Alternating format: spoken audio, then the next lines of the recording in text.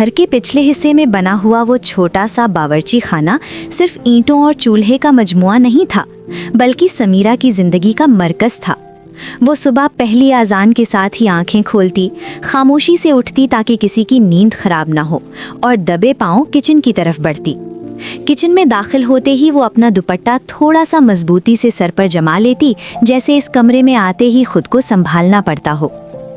चूल्हे पर रखी पुरानी केतली जब हल्की सी सीटी देती तो समीरा मुस्कुरा देती। ये आवाज़ उसके दिन की शुरुआत होती।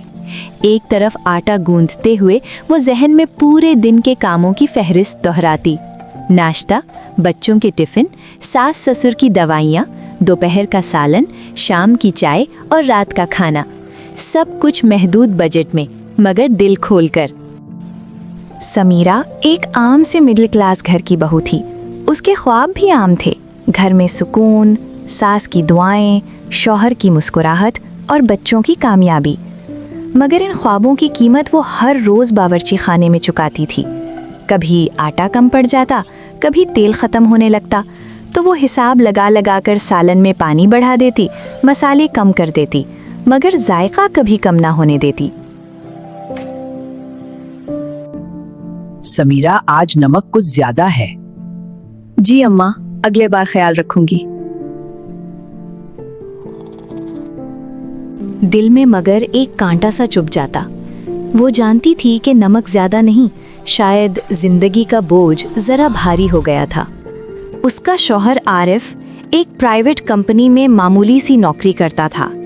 तनख्वाह महदूद, ख्वाहिशें ज्यादा और जिम्मेदारियां बेशुमार। समीरा ने कभी उससे शिकवा नहीं किया। वो जानती थी कि आरिफ भी थका हारा घर आता है।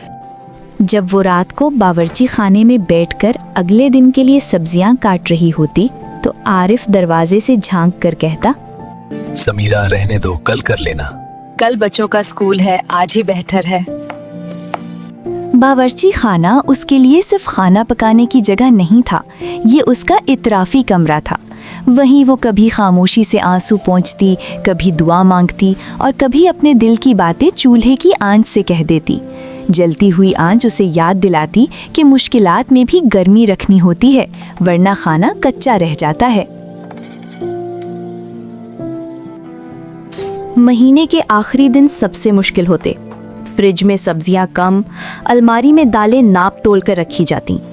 ऐसे दिनों में समीरा सादा सा खाना बनाती, दाल, चावल या आलू की तरकारी। मगर दस्तरख्वान सादा होने के बावजूद उसकी नीयत में कभी कमी ना होती। वो बच्चों को प्यार से खिलाती और कहती,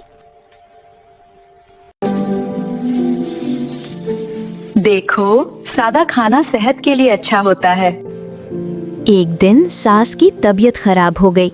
समीरा सारा दिन उनके पास रही, दवाइयाँ वक्त पर दी और रात को हल्की सी यखनी बनाकर सामने रख दी। ज़हरा बेगम ने पहली बार समीरा का हाथ थामकर कहा, बेटा, तुम बहुत साबिर हो, हमें तुम्हारी कदर पहले समझनी चाहिए थी। समीरा की आंखों में आंसू आ गए, मगर इस बार वो खुशी के थे। वक्त के साथ बावर्ची खाने की दीवारों ने बहुत कुछ देखा। खामोश मेहनत, दबे हुए ख्वाब और छोटी छोटी खुशियाँ। बच्चों की कामयाबी की खबर भी इसी किचन में सुनी गई और आरिफ की तनख्वाह बढ़ने की खुशी में मिठास भी वहीं बनी। एक शाम समीरा ने किचन साफ करते हुए सोचा कि शायद उसकी जिंदगी बड़ी कहानियों जैसी ना हो, मगर उसका बावर्ची खाना उसकी कुर्बानियों की किताब था। हर पकवान में उसका सब्र, हर रोटी में उसकी मोहब्बत और हर सालन में उसकी उम्मीद खुली हुई थी।